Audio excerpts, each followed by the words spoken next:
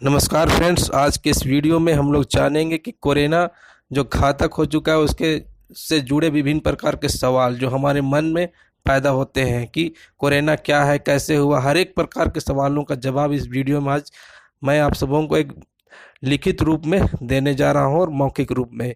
तो सबसे पहले जानते हैं कोरोना वायरस का जन्म कब हुआ। यह वायरस कोई नया वायरस नहीं है, यह बहुत पुराना वायरस है।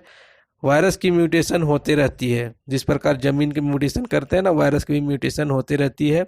और यह चूंकि 2019 में इसका पता चला, इसलिए इसको कोविड-19 कहते हैं। बाकियों की तुलना में काफ़ी घातक है। यह पुराना फॉर्म छोड़कर ज़्यादा खतरनाक बन गया है। अगर यह वायरस नहीं होता तो हमारा परिरक्षण तंत्र इसे लड़ सकता है। यानी पहले भी वायरस हुए, उसी का ये नया फॉर्म है कोरोना वायरस। यहाँ पे पूछा जाता है क्या अल्कोहल के सेवन से कोरोना खत्म हो जाएगा।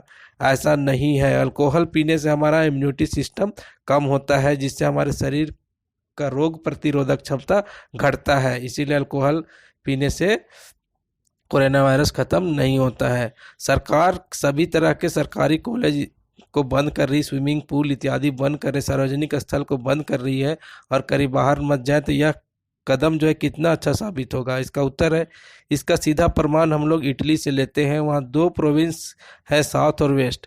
एक प्रोविंस को 25 फरवरी को लॉकडाउन किया और दूसरी को 3 मार्च को लॉकडाउन किया गया।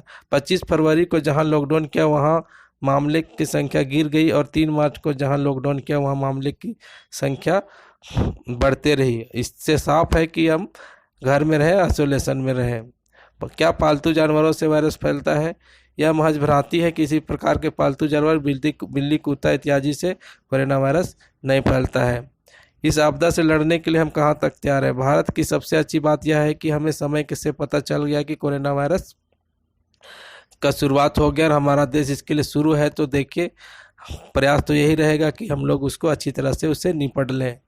हाथ साफ करने के लिए सैनिटाइजर का इस्तेमाल कब करें? अगर अगर हाथ साफ करना आपको मजबूरी है तो आप सैनिटाइजर लेके चलें, लेकिन अगर कहीं आपका पानी उपलब्ध है, साबुन उपलब्ध है, तब उसका उपयोग करें।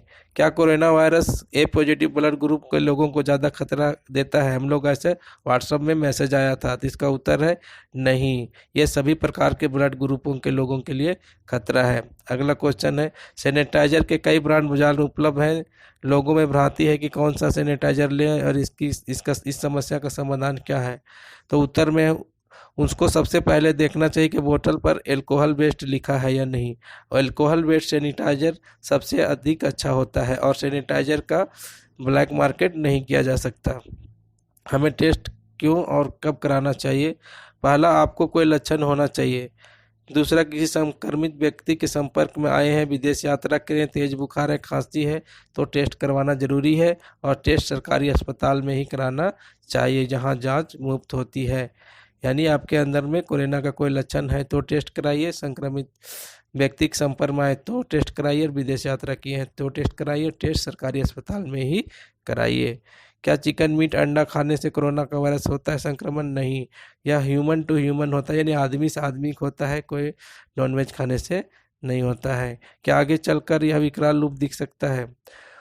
उत्तर जो है 2002 और 2010 में भी मार्स भी कोरोना वायरस ही था। 2002 में सार्स और 2010 में मार्स भी कोरोना वायरस था।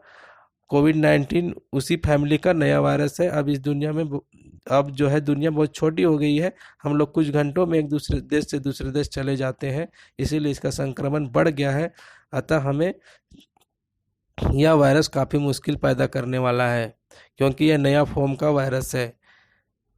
प्रश्न है, ग्रामीण क्षेत्रों में सैनिटाइजर या मास्क की जरूरत है क्या?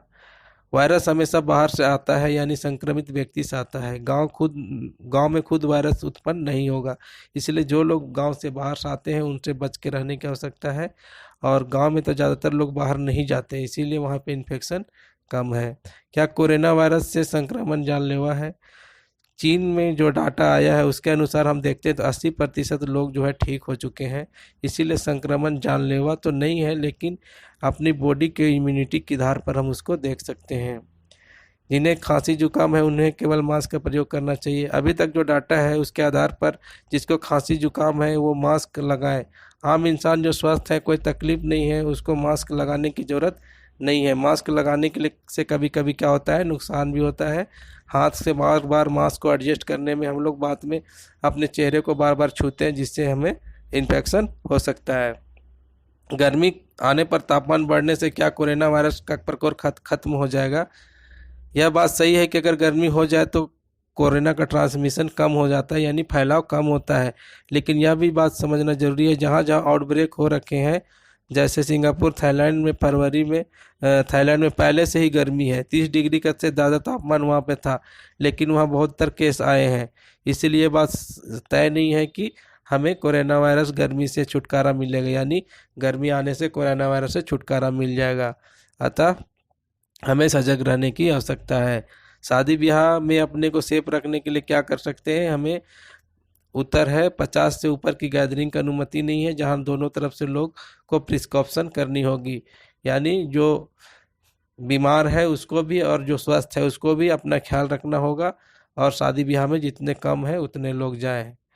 भीड़ भाड़ी वाला जगह पर ना जाए, पब्लिक ट्रांसपोर्ट का इस्तेमाल ना करें।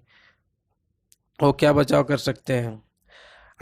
उत्तर है अगर ज़रूरी नहीं है तो ट्रेवल ना करें। अगर मजबूरी है तो यात्रा करते समय नियमित हैंड वॉश लें और चीज़ें छूने से बचें। जैसे अगर आप मेट्रो, ट्रेन, बस में सफ़र कर रहे हैं तो वहाँ किसी भी चीज़ को जल्दी छूने से बचें, और छूते हैं तो सैनिटाइजर हाथ में रखें और उससे हाथ साफ करते रहें। और अपने नज़दीकियों को नज़दीकियों में ना यानी किसी व्यक्ति से दूर रहें और निश्चित दूरी को मेंटेन करें, ये बहुत ही आवश्यकता है। और कोई खांसता छींकता है या खुद आप खांसते छींकते हैं तो मुंह में रुमाल या कपड़ा रखकर छींकें। कोरोना वायरस संक्रमण केवल वृद्धों को हो सकता है, बच्चों को नहीं, ये गलत बात है। कोरोना वायरस का संक्रमण सभी को हो सकता है। जो 70 साल के ऊपर के वृद्ध हैं या 60 साल से ऊपर के वृद्ध हैं और 10 वर्ष से कम के बच्चे हैं, और उनको बहुत ज़्यादा बचने की आवश्यकता है। जो वृद्ध हैं उनको ब्लड प्रेशर, शुगर, डायबिटीज़ है तो उनको ज़्यादा खतरा है। पालतू जानवर में यह वायरस फैलता है क्या? यह महज भ्रांति है। किसी भी पालतू जानवर, कुत्ता, बिल्ली में यह वायरस नहीं फैलता है।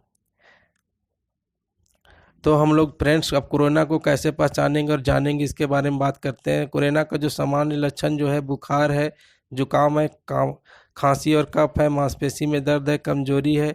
इसके लक्षण 2 से 14 दिन में ही दिखाई देते हैं। चपेट में आने पर क्या होता है, यानी कोरोना के चपेट में आइएगा तो क्या होगा? तेज बुखार, सिर दर्द, सांस लेने में दिक्कत, सांस फूलना, फेफड़ों में सूजन, निमोनिया, किडनी फेल और मौत। अधिकांश मामलों में कोरोना धीमी और रफ्तार गति से आता है, बाद में तीव्र हो जाता है। अब लोगों ने इसे ध्यान देना है। योग व्यायाम, गिलोय, तुलसी आदि के सेवन से इसे बचा जा सकता है। अभी हम नहीं कह सकते कि आयुर्वेदिक दवाइयाँ जिसके इसकी रोकथाम की जा सकती है।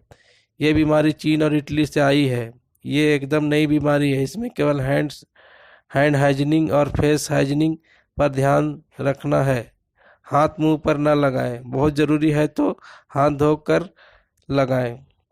खुद को दूसरे से अलग रखें। मेरे हिसाब से कोई आसान नहीं बना जो इसकी रोकथाम करेगा। आयुर्वेदिक दवाई खाकर आप गलतफहमी में ना रहें कि मैंने आयुर्वेदिक दवा का सेवन किया है इसलिए मुझे संक्रमण नहीं है। अच्छा, हमें ये भ्रांति अपने मन में नहीं पालना है। हालांकि अपने इम्यूनिटी सिस्टम को बनाए रखने के लिए आप ये सब कर सकते हैं, लेकिन इससे ही आपको छुटकारा मिलेगा ऐसी बात नहीं है। हमारे पास लोगों को अगर खांसी बहुत है तो क्या वे कोरोना के मरीज हो सकते हैं? उत्तर है अगर खांसी कोरोना का लक्षण नहीं है। हर एक खांसी कोरोना का लक्षण नहीं है। यह एक खास वायरस है, इसके लक्षण समझना जरूरी है।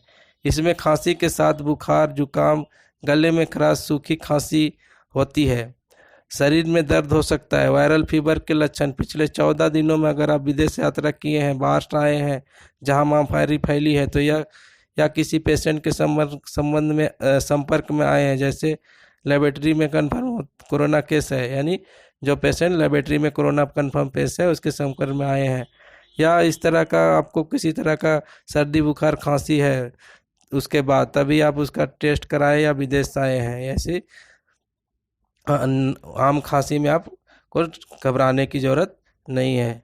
तो फ्रेंड्स, आज के लिए इतना ही। हम आशा करते हैं कि कोरोना से संबंधित हर एक प्रकार के प्रश्नों का उत्तर आप सबों को मिल गया होगा। तो हमारे इस वीडियो को देखने के लिए धन्यवाद। आप सुरक्षित रहें, बच के रहें और कोरोना से बचें, और हमारे वीडियो को, चैनल को सब्सक्राइब कीजिए, लाइक कीजिए। धन्यवाद।